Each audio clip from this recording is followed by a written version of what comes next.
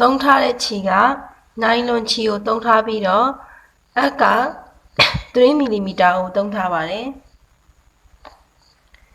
ပထမဦးဆုံးကွင်းရှင်လုပ်ပါမယ်လက်မှာခြေကိုနှစ်ရစ်ရစ်ပါတယ်ပြီးရင်ရှေ့ရခြေလေးကိုနောက်ကိုဆွဲပါမယ်ဒီနားရောက်ပြီဆိုရင်အက်ကလေးကိုအပေါ်ကိုမော့လိုက်ပါပြီးရင်လက်ကလေးကိုဒီမှာထိန်းထားပြီးတော့လက်နှစ်ချောင်းကိုဆွဲထုတ်လိုက်ပါကွင်းရှင်ရပြီဆိုရင်ပထမဦးဆုံးဖွင့်ပြီးကြည့်ပါမယ်6ခုကြည့်ပါမယ်1 2 3 4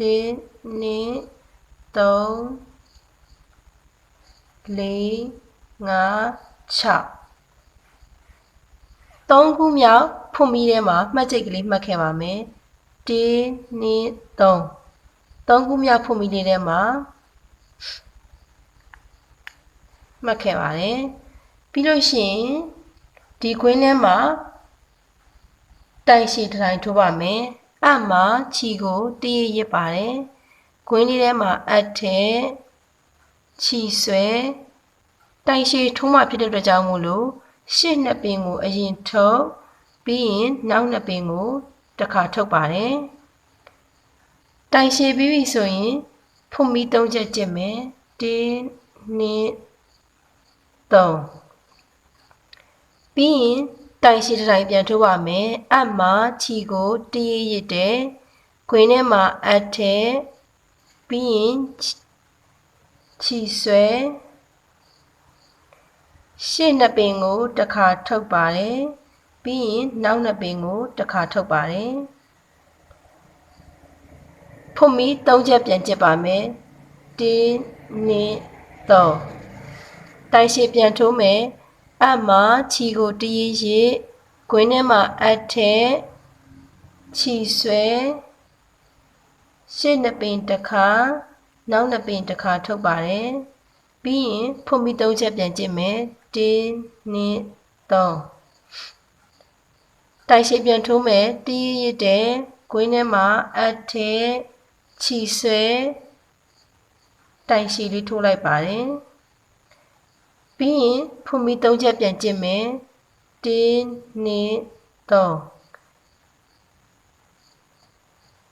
3အခုဒီမှာရှိတဲ့ကြိုးစာလေးကိုဆွဲပြီးတော့ကွင်းရှင်လေးကိုပိတ်လိုက်ပါမယ်မှတ်ချိတ်ကလေးကိုဖြုတ်မယ်မှတ်ချိတ်ဖြုတ်ထားတဲ့နေရာမှာရှက်ကော်နဲ့ဆက်ပါမယ်မှတ်ချိတ်ကလေးကိုဖြုတ်လိုက်ပါမှတ်ချိတ်ဖြုတ်လိုက်တဲ့အပေါက်လေးထဲမှာအက်ကလေးထည့်ပြီးရင်ခြီလေးလမ်းဆွဲမယ်ရှေ့ရခြီပင်လေးကိုနောက်ကိုဆွဲထုတ်လိုက်ပါတယ်ဒါဆိုရင်အခုလိုပုံစံမျိုးလေးရပါပြီဒီမှာအပေါက်လေး5ခုနဲ့ပါ1 2 3 4 5နောက်အခုလိုမျိုးလေးရပါပြီနောက်တစ်တန်းဆက်ထိုးပါမယ်ဒီခွင်းလေးထဲမှာရှက်ကော်နဲ့နှက်ဆက်ပါမယ်ခွင်းလေးထဲမှာအထက်ခြီဆွဲရှေ့ရခြီပင်လေးကိုအနောက်ကိုဆွဲထုတ်လိုက်ပါပြီးပြီဆိုရင်ဖွင့်ပြီး3ချက်ကျစ်မယ်1 2 3ဒီပေါက်လေးထဲမှာတိုင်ရှည်2တိုင်ထိုးပါမယ်အမှာခြီကိုတရရစ်ကွင်းလေးထဲမှာပေါက်လေးထဲမှာအထည့်လိုက်မယ်ပြီးရင်ခြီဆွဲတိုင်ရှည်ထိုးပါတယ်တစ်တိုင်နောက်အိုက်ထဲမှာပဲတစ်တိုင်ထပ်ထိုးမယ်2တိုင်ပြီးရင်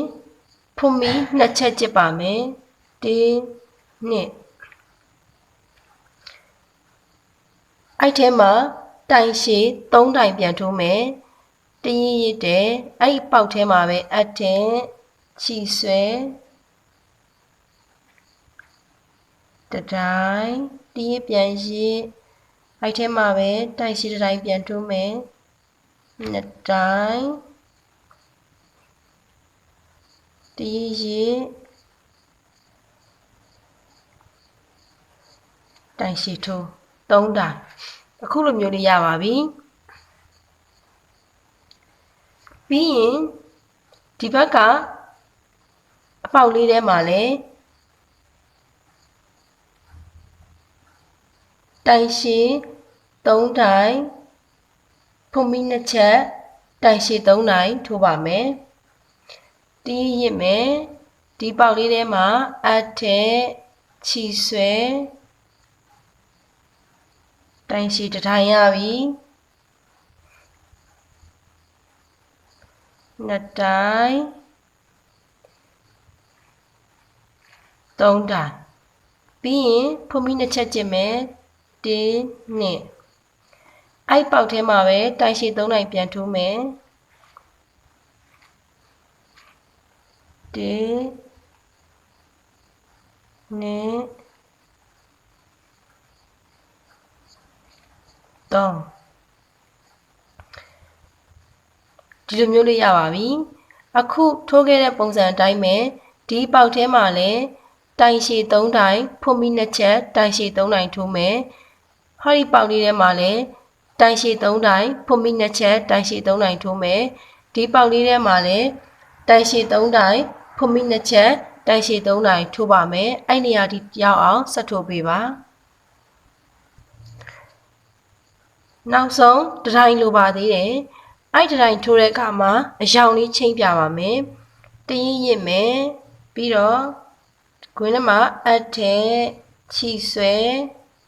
ရှေ့နှစ်ပင်ကိုတစ်ခါထုတ်လိုက်ပါမယ်နောက်ထပ်ထုတ်เสียနှစ်ပင်ကြံပါသေးတယ်အခုကအရောင်ချိန်မှမို့လို့ဒီခြေစားကိုလွှတ်လိုက်ပါမယ်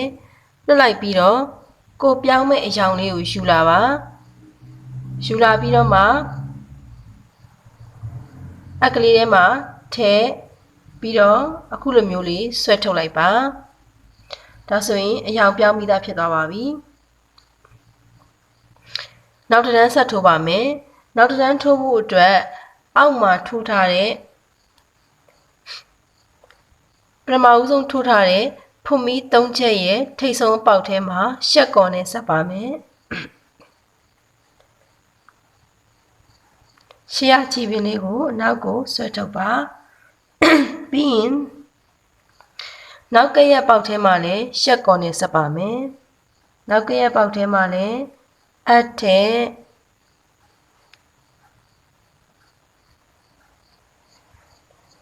ချီဆွဲရှေ့ရချီပင်လေးကိုအနောက်ကိုဆွဲထုတ်လိုက်ပါပြီးပြီဆိုရင်ဖုံမီ3ချက်ကျစ်ပါမယ်1 2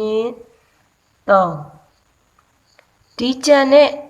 တတိုင်ရဲ့ထိပ်ထဲမှာလည်းတိုင်ရှိတတိုင်ထိုးမယ်တရင်းရင်အထက်ချီဆွဲတိုင်ရှိလေးထိုးလိုက်ပါတယ်အခုဒီအပေါက်လေးရောက်လာပါပြီဖုံမီ2ချက်ကျစ်ခဲ့တဲ့အပေါက်လေးထဲမှာတိုင်ရှိ3တိုင်ဖုံမီ2ချက်တိုင်ရှိ3တိုင်ထိုးပါမယ်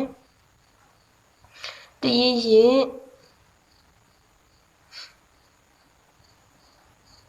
တတိုင်နှစ်တိုင်3တိုင်တိုင်ရှိ3တိုင်ပြီးရင်ဖုံမီ2ချက်ကျစ်မယ်1 2အဲ့ထဲမှာပဲတိုင်ရှိ3တိုင်ပြန်ထိုးမယ်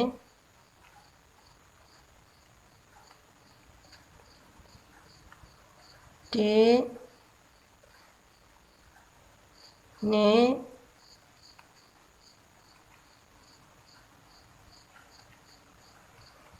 3ပြီးပြီဆိုရင်ဒီဟာလေးကိုဒီလိုမျိုးလေးလက်ကလေးနဲ့တွန်းလိုက်ပါနော်အခုဒီပထမဦးဆုံးတွေ့တဲ့တိုင်ရှိရဲ့ဖုံမီပေါက်ထဲမှာတိုင်ရှိတစ်တိုင်ထိုးပါမယ်တရင်းရစ်တယ်ဟောဒီတိုင်ရှိလေးရဲ့အပေါ်ကဖုံမီပေါက်လေးထဲမှာတိုင်ရှိတစ်တိုင်ထိုးတယ်နောက်ကရက်ပေါက်မှာလည်းတိုင်ရှိတစ်တိုင်ထိုးပါမယ်နောက်ကရက်ဒီပေါက်လေးထဲမှာလည်း တိုင်ရှည်တစ်တိုင်ထိုးပါတယ်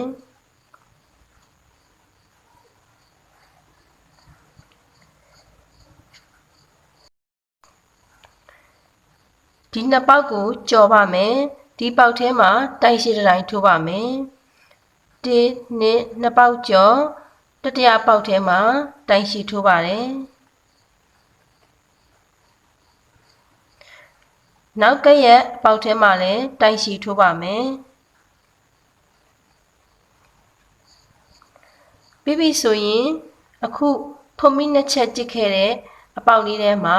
တိုင်ရှည်3တိုင်ဖွန်မီနှစ်ချက်တိုင်ရှည်3တိုင်ထိုးပါမယ်တစ်တိုင်နှစ်တိုင်3တိုင်ဖွန်မီနှစ်ချက်လာမယ်1 2အဲ့ထဲမှာပဲတိုင်ရှည်3တိုင်ပြန်ထိုးမယ်1 2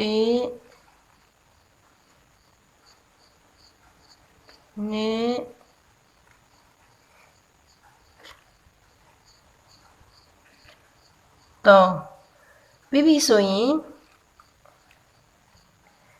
အခုလိုမျိုးလေးဆွဲပါဆွဲပြီးတော့ဒီအောက်ခြေမှာရှိတဲ့တိုင်ရဲ့အပေါ်ကဖွန်မီပေါက်လေးပါအဲ့ဒါလေးကပျောက်နေတတ်ပါတယ်အဲ့ထဲမှာတိုင်ရှည်တစ်တိုင်သွားထိုးပါမယ်တီးရစ်မယ်ဟောဒီတိုင်ရှည်လေးရဲ့အပေါ်ကဖွန်မီပေါက်လေးထဲမှာတိုင်ရှည်တစ်တိုင်ထိုးနောက်ကရက်ပေါက်ထဲမှာလည်းတိုင်ရှည်တစ်တိုင်ထိုးပါ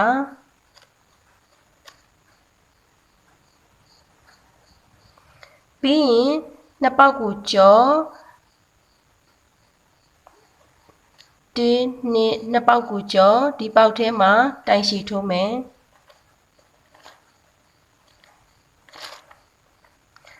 နောက်ကရက်ပေါက်ထဲမှာလည်းတိုင်ရှည်ထိုးပါတယ်အခုသွားတဲ့ပုံစံအတိုင်းဆက်ပြီးတော့သွားရပါမယ်ဒီပေါက်လေးထဲမှာတိုင်ရှည်3တိုင်ဖွန်မီနှစ်ချက်တိုင်ရှည်3တိုင်ထိုးမယ်ပြီးရင်ဒီမှာတိုင်ရှည်တစ်တိုင်ဒီမှာလည်းတိုင်ရှည်တစ်တိုင်ထိုးမယ်နှစ်ပေါက်ကြော်မယ်တိုင်ရှည်တစ်တိုင်တိုင်ရှည်တစ်တိုင်ထိုးပါပြီးရင်ဒီထဲမှာဖွန်မီ3ချက်တိုင်ရှည်3တိုင်ဖွန်မီ2ချက်တိုင်ရှည်3တိုင်ထိုးပြီးရင်ဒီတစ်ပေါက်စီမှာတိုင်ရှည်တစ်ချက်စီထိုးမယ်နှစ်ပေါက်ကြော်မယ်တစ်ပတ်လုံးပြည့်အောင်ဆက်ထိုးသွားပေးပါနောက်ဆုံးထိုးဖို့တစ်တိုင်ပဲကြံပါတော့တယ်အယောင်ပြောင်းပြပါမယ်တီးရစ်တယ်ဖွန်မီတစ်ခါပဲထုတ်ထားတယ်ပြီးရင်ကိုခုနကလိုပြောင်းမဲ့အယောင်လေးကိုယူလာပါယူလာပြီးတော့ဒီထဲမှာထည့်လိုက်ပါတယ်ဒါဆိုရင်အယောင်လေးပြောင်းပြီးတော့ပါပြီအခုဒီနှစ်ပေါက်ကိုကြော်မှာပါဒီပေါက်လေးရဲ့ဒီပေါက်လေးရဲ့ကြော်မယ်ပထမဦးဆုံးဒီမှာထိုးထားတဲ့ဖွန်မီ3ချက်ရဲ့ထိပ်ဆုံးဖွန်မီလေးထဲမှာရှက်ကော်နဲ့လှမ်းဆက်ရမှာပါထိပ်ဆုံးဖွန်မီလေးထဲမှာအထက်ချီဆွဲရှေ့ရချီကိုနောက်ကိုဆွဲထုတ်လိုက်ပါတယ်ပြီးရင်အဲ့နောက်ကရက်အပေါက်လေးထဲမှာရှက်ကော်နဲ့ဆက်ပါမယ်အထက်ချီဆွဲရှေ့ရချီပင်လေးကိုအနောက်ကိုဆွဲထုတ်ပြီးရင်ဖွန်မီ3ချက်ကျစ်မယ်1 2 3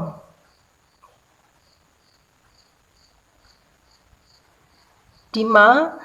နောက်ကရက်ပေါက်ထဲမှာတိုင်ရှည်ထိုးပါမယ်